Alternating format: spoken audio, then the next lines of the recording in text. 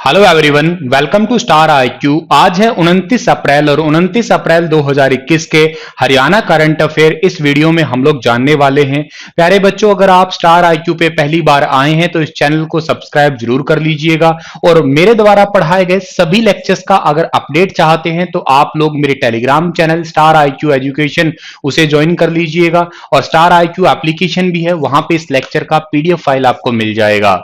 मैं जल्द ही pencil application पे कंप्यूटर का स्पेशली फॉर एचएसएससी के लिए कोर्स लेके आ रहा हूं, तो आप लोग जो है इस एप्लीकेशन को जरूर डाउनलोड कर लीजिएगा। यहाँ पे आपको मेरे द्वारा पढ़ाया गया कंप्लीट कंप्यूटर का एक कोर्स मिलेगा, बहुत ही प्यारा सा।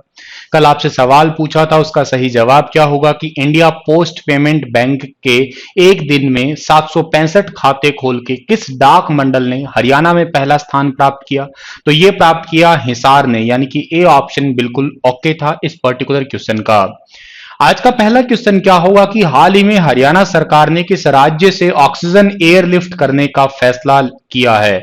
अब देखिएगा, सबसे इंपॉर्टेंट बात या सबसे इंपॉर्टेंट करंट अफेयर फिलहाल के लिए तो कोविड 19 की सिचुएशन है और कोविड 19 की सिचुएशन में ऑक्सीजन का एक बहुत बड़ा जो है यूं कहिएगा तबका है फिलहाल, क्योंकि लोगों का ऑक्सीजन लेवल जो है वो बहुत ज्यादा डिफर कर रहा है। आप लोगों का ऑक्सीजन लेवल कितना होना चाहिए? 90 से 100 के बीच में होना चाहिए। प्रॉपर अपना ख्याल रखिएगा। और मेरा तो आप लोगों से कहना है कि अगर आप गांव से संबंध रखते हैं तो खेत खलिहानों में रहिएगा, खेतों के बीच में रहिएगा, कमरों के अंदर दुबक्के मत रहिए। बाहर अपने खेतों के अंदर पेड़ों के नीचे बैठ सकते हैं। इससे अच्छा तो ऑक्सीजन का खैर अभी यूं कहिएगा एक प्रकार से आपका होना ही कहा है कि ऑक्सीजन के टैंक ही है एक प्रकार के पेड़ तो हमारे। और अभी रिसेंटली ऑक्सीजन एयरलिफ्ट करने का फैसला किया है हरियाणा ने ओडिशा राज्य से, यानी कि बी ऑप्शन जो है इस क्वेश्चन का वो आंसर बिल्कुल ठीक रहेगा। और इसकी जानकारी हरियाणा के गृह और स्वास्थ्य मंत्री अनिल विज ने दी है। इससे मरीजों को बहुत ज्यादा राहत मिलेगी और ऑक्सीजन की जो कमी हरियाणा में देखने को मिल रही है, ठीक है, उससे यूं कहिएगा बहुत ज्यादा बेनिफिट भी मिलेगा। और ऑक्सीजन की उपलब्धता बढ़ाने की जरूरत पड़ने से जो है दूर दूर से जितने भी आपके प्लांट वगैरह है इनसे एयरलिफ्ट करके लाया जा रहा है। जैसे एग्जांपल से हरियाणा के अंदर भी धीरे धीरे घोषणा हो रही है कि अनावश्यक जगह पे जहां ऑक्सीजन है, या फॉर एग्जांपल जितने भी गैर मेडिकल जगह है जहां पे ऑक्सीजन का यूज होता है, वहां पे तुरंत प्रभाव से ऑक्सीजन वाली जो वो टैंक है उन्हें मेडिकल में ट्रांसफर कर दिया जाए, उन इंडस्ट्रीज को थोड़े टाइम के लिए बंद कर दिया जाए। तो ये एक छोटी सी बात है यहाँ पे इंपॉर्टेंट। और जिक्र यहाँ पे आपने ओडिशा राज्य का किया है, तो ओडिशा को मैप में देखिएगा। ओडिशा के गवर्नर का नाम प्रोफेसर गणेशी लाल है। ये भी हरियाणा से ही है, हरियाणा के सिरसा से जो है इनका संबंध है। यहाँ की कैपिटल भुवनेश्वर है। यहाँ की पॉपुलेशन 4.37 करोड़ है और यहाँ के मुख्यमंत्री नवीन पटनायक है। भारत में सबसे लोकप्रिय मुख्यमंत्री नवीन पटनायक और सबसे कम लोकप्रिय हरियाणा के मुख्यमंत्री है, जिनका नाम मनोहर लाल खट्टर, जानते ही आप लोग। ओडिशा के अंदर एक झील पड़ती है जिस झील का नाम है चिल्का झील। ये याद रखिएगा, ये भारत की वो झील है जो लैगून बनाने वाली झील है। ये पॉइंट आपके लिए इंपॉर्टेंट होगा। और दूसरी बात ये कि चिल्का झील भारत में सबसे बड़ी खारे पानी की भी झील है। ओडिशा में 2019 के अंदर जो चक्रवात आपको देखने को मिले थे, जिनमें से आपको एक अम्फान चक्रवात 2019-20 के अंदर कहूंगा मैं, ठीक है, एक अम्फान चक्रवात था, ठीक है, और एक थोड़े टाइम पहले अम्फान से पहले आया था फानी चक्रवात। तो ये पॉइंट आप याद कर सकते हो। हालांकि अम्फान तो जो है वो ओडिशा और के साथ में ऊपर पश्चिम बंगाल को भी हिट किया था, लेकिन फानी ने भुवनेश्वर में तबाही मचाई थी भयंकर। ओडिशा में एक विल्लर द्वीप है जिसका नाम बदलकर डॉक्टर एपीजे अब्दुल कलाम द्वीप कर दिया गया है, तो इस पॉइंट को भी आप याद कर सकते हो। ओडिशा में महानदी, ब्रह्माणी नदी, ये नदियां बहती है। इस पॉइंट से भी आप लोग थोड़े थोड़े वाकिफ रहने ही चाहिए। अगले क्वेश्चन की ओर जाते हैं हम लोग। हाँ, एक बात और है, रिसेंटली ही ओडिशा के मुख्यमंत्री नवीन पटनायक ने 14 दिनों का मास्क अभियान भी चलाया था, तो ये भी कोविड 19 से रिलेटेड पॉइंट है जो आप याद कर सकते हो। हरियाणा में कोविड से बेहद गंभीर मरीजों को कौन सा इंजेक्शन लगाने के लिए मेडिकल बोर्ड बनाया जाएगा? तो कोविड से गंभीर, देखिएगा बहुत ही इंपॉर्टेंट सी बात है कि कोविड के पेशेंट जो है वो लगातार बढ़ते जा रहे हैं और के साथ में बढ़ते बढ़ते नहीं जा रहे हैं, ये पेशेंट अभी मरने की कगार पे भी जा रहे हैं। मेरा आपसे कहना है पर्सनली कि प्लीज जब तक बहुत जरूरी काम ना हो तो घर से प्लीज बाहर मत निकलिएगा। और इवन घर से बाहर निकलें तो सिंगल मास्क से भी मेरे ख्याल से कोई काम नहीं बनता, डबल डबल मास्क लगाइएगा और अपने हाथों का, अपने मुंह का, नाक का ख्याल रखिएगा, क्योंकि हालात सच में बड़े खराब होते जा रहे हैं। और इसी के एवज में हरियाणा में कोविड के बेहद गंभीर मरीजों को जो है ऑक्सीजन लगाने के इंजेक्शन लगाने के लिए जो एक मेडिकल बोर्ड बनाया जाएगा और ये इंजेक्शन का नाम है टोसिलीजुबाम, यानी कि सी ऑप्शन जो है इसका हमारा वो बिल्कुल ठीक रहेगा। टोसिलीजुबाम जो है वो हरियाणा के मुख्यमंत्री मनोहर लाल खट्टर ने स्वास्थ्य विभाग के अधिकारियों को इसके निर्देश दे दिए हैं कि टोसिलीजुबाम का उपयोग वैसे जनरली हार्ट पेशेंट में किया जाता है, लेकिन अभी जिनको भी कोविड 19 है उन पे भी ये किया जाएगा। हरियाणा सरकार के पास इसकी जो है लगभग 160 के आसपास डोज जो है वो मौजूद है और इतना ही कोटा जो है ना हरियाणा के पास फिलहाल आवंटित है। तो आगे इन फ्यूचर जो है इसके लिए एक बोर्ड बनाया जाएगा और इसको विदेशों से भी मंगवाया जाएगा, ठीक है ना।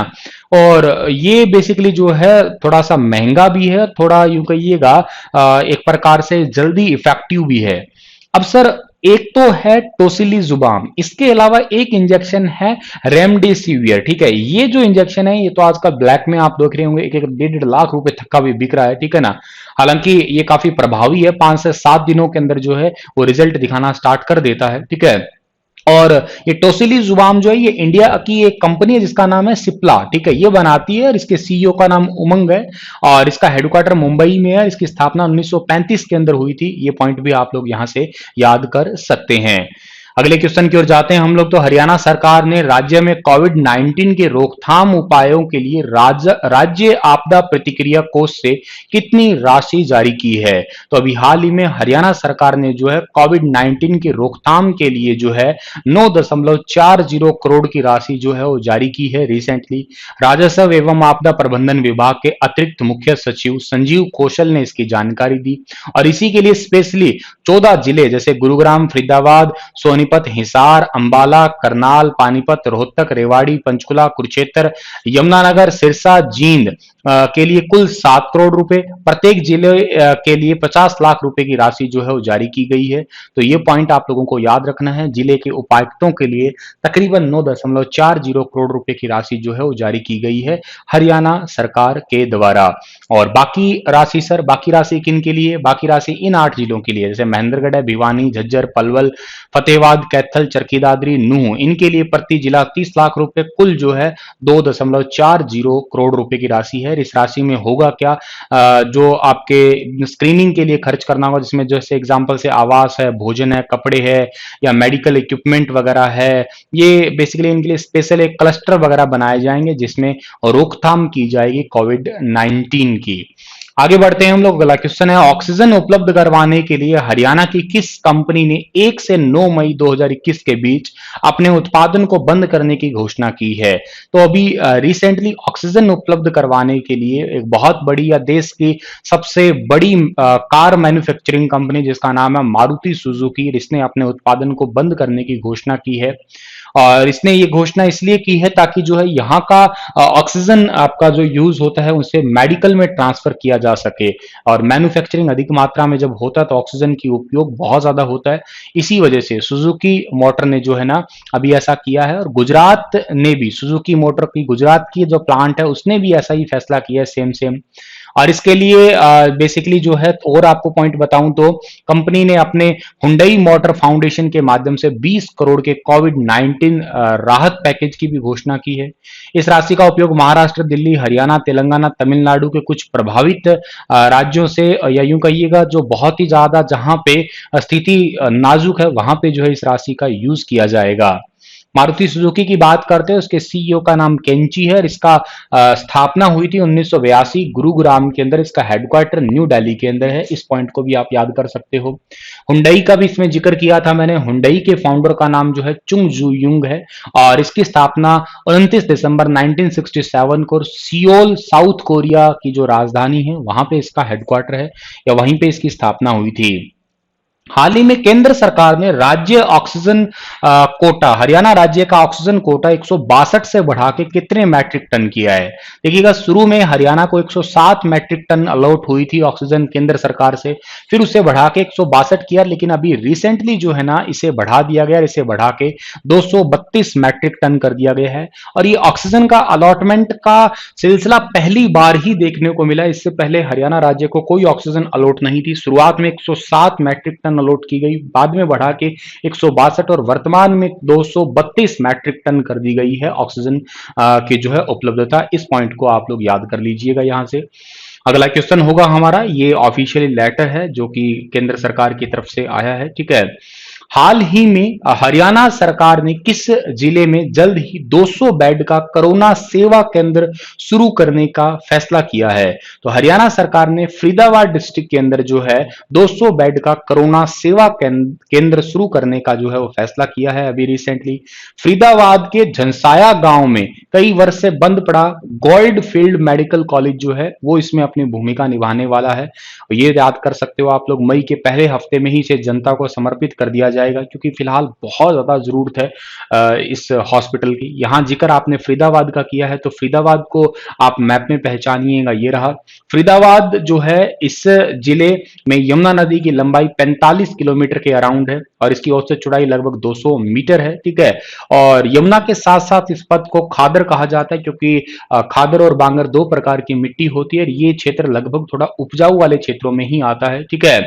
और हरियाणा के फरीदाबाद जिले और उत्तर प्रदेश के बुलंदशहर और अलीगढ़, इन दोनों के बीच में सीमा बनाया करती है ये क्षेत्र नदी वाला। किस राज्य की तर्ज पे हरियाणा में भी सरकारी ड्राइवर के सचिवालय में रेस्ट रूम बनाने की घोषणा की गई है? तो पंजाब राज्य की तर्ज पे, जैसे पंजाब के अंदर सरकारी ड्राइवर के लिए सचिवालय में ही रेस्ट रूम है, बिल्कुल वैसे वैसे जो है ना ये सचिवालय हरियाणा के अंदर भी जो है सचिवालय में ड्राइवरों के लिए रेस्ट रूम बनाया जाएगा। हरियाणा राज्य के गठन के दिन 1 नवंबर 1966 को हरियाणा का सचिवालय भी पंजाब से अलग हो गया था। तब से लेकर आज तक 55 सालों में हरियाणा की कई सरकारें आई और गई, लेकिन कई मुख्यमंत्री आए गए। इसके दौरान सचिवालय में मंत्री और अफसरों की कार के ड्राइवर के बैठने की कोई व्यवस्था आज तक ना हो सकी। जबकि पंजाब के सचिवालय में ड्राइवर के लिए अलग से गेस्ट रूम जो है, या यूं कहिएगा एक प्रकार से उनको आराम करने के लिए एक रूम बना हुआ है, ठीक है ना, पूर्ण व्यवस्था है वहां पे। अभी बिल्कुल वैसे वैसे ही सेम व्यवस्था जो है हरियाणा के गृह और स्वास्थ्य मंत्री अनिल विज ने चीफ सेक्रेटरी को इसकी जो है वो आदेश दे दिए, और जल्द ही वैसे वैसे ही रेस्ट रूम हरियाणा के अंदर भी बने। हरियाणा सचिवालय में मंत्री और अफसरों की कारों के ड्राइवर के बैठने की व्यवस्था जो है वो लिखित रूप से अनिल विज ने जो है वो गृह हमारे जो सेक्रेटरी है उनको बेसिकली घोषणा की है कि इसे तुरंत प्रभाव से जो है वो लागू किया जाए। मैंने जिक्र पंजाब राज्य का किया है, तो आप पंजाब को मैप में देखिएगा, पंजाब और हरियाणा दोनों की राजधानी चंडीगढ़ है। यहाँ के राज्यपाल का नाम क्या है? वीपी सिंह बदनौर है। यहाँ के मुख्यमंत्री का नाम कैप्टन अमरिंदर सिंह है। हाल ही में किस जिले के बैंकों में टोकन सिस्टम लागू करने की शुरुआत की जाएगी? तो हरियाणा के अंबाला जिले के जितने भी बैंक है, बैंक के अंदर जो है टोकन सिस्टम लागू करने की जो है वो शुरुआत की जाएगी। कोरोना की वजह से यह बैंकों में उपभोक्ताओं की भीड़ नहीं होने दी जाएगी, इसीलिए जो है वो हेल्प डेस्क के साथ साथ जो है टोकन नियुक्त किए जाएंगे। टोकन सिस्टम लागू हुआ से कोई भी किसी को परेशानी ना हो इसमें। यहाँ पे जिक्र मेरा अंबाला का भी था, तो अंबाला की स्थापना 14वीं शताब्दी में की गई थी। अंबाला के निकट टोपरा से प्राप्त स्तंभ अशोककालीन है, ठीक है। हालांकि वो वर्तमान का क्षेत्र देखा जाए तो यमुनानगर का टोपरा कला गांव है, ठीक है। और अंबाला में ही भारत के वैज्ञानिक उपकरणों का कुल 35% उत्पादन होता है। इसी वजह से अंबाला को आप साइंस सिटी के नाम से भी पुकारते हो। अंबाला उत्तरी रेलवे जोन का हेडक्वार्टर भी है, और किंग फिशर प्रजनन केंद्र 1986 में जो स्थापित हुआ था ये भी अंबाला के अंदर ही स्थित है, ये भी याद रखिएगा आप लोग। किस राज्य में जून तक न कोई अतिक्रमण हटाया जाएगा, न ही वित्तीय संस्थान किसी भवन की नीलामी कर सकेंगे?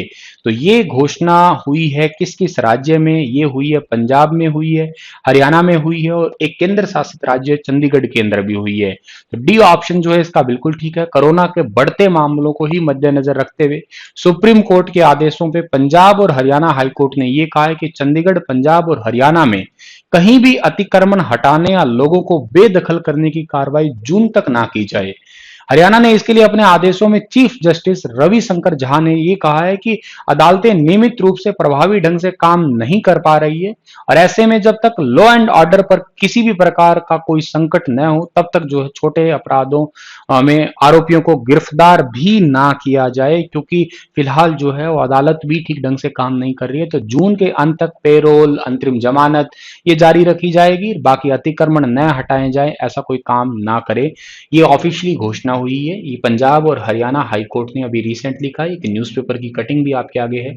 और पंजाब और हरियाणा हाई कोर्ट की स्थापना 1966 के अंदर हुई है। रविशंकर झा जो है यहाँ के चीफ जस्टिस है, ये याद रखिएगा। आगे बढ़ते हैं हम लोग। और सुप्रीम कोर्ट तो आप लोग जानते ही हो 26 जनवरी 1950 से चल ही रहा है। हमारे रिसेंटली 48वें मुख्य न्यायाधीश कौन बने हैं, आप कमेंट में लिख के बता सकते हैं तो बताइएगा। आगे बढ़ते हैं तो हरियाणा में प्रधानमंत्री फसल बीमा योजना के तहत वर्ष 2021 के दौरान खरीफ सीजन में किन फसलों का बीमा किया जाएगा। खरीफ सीजन में जो है ना वो धान, मक्का, बाजरा और कपास, इन सभी का जो है वो बीमा किया जाएगा। डी ऑप्शन जो है इसका हमारा वो बिल्कुल ठीक रहेगा। और रबी सीजन में गेहूं, जौ, चना, सरसों और सूरजमुखी फसलों का बीमा किया जाएगा। फसल बीमा कराने की लास्ट डेट 31 जुलाई है। योजना सभी किसानों के लिए स्वैच्छिक है, मतलब करवाना चाहें तो करवा सकते हैं, ना करवाना चाहें तो नहीं भी करवाना चाह सकते। तो ऐसा कोई जरूरी नहीं है कि जोर जबरदस्ती ही हो। बीमे की राशियां कुछ इस प्रकार है कि धान, मक्का, बाजरा, कपास, इनके लिए यही है प्रीमियम, ठीक है। और बीमित राशि ये है, इस पे इतना जो है वो बीमा मिलने वाला है, ठीक है ना। और रबी के लिए ये है, इसके बीमित राशि कुछ ये हैं। तो चलिए प्यारे बच्चों, इसी के साथ ये लेक्चर समाप्त होता है। आपके लिए क्वेश्चन है कि अभी recently Haryana state agriculture marketing board जो है इसका एडिशनल चार्ज किसे दिया गया है। मनदीप सिंह को, हरदीप सिंह को, या अविनाश शुक्ला को, या संजीव कुमार को, बताइए विस्तार से। इस Haryana state agriculture marketing board के बारे में भी थोड़ा सा मुझे ज्ञान दीजिएगा कमेंट में। हंसते मुस्कुराते रहना। स्टार IQ को सब्सक्राइब नहीं किया तो कर लीजिएगा।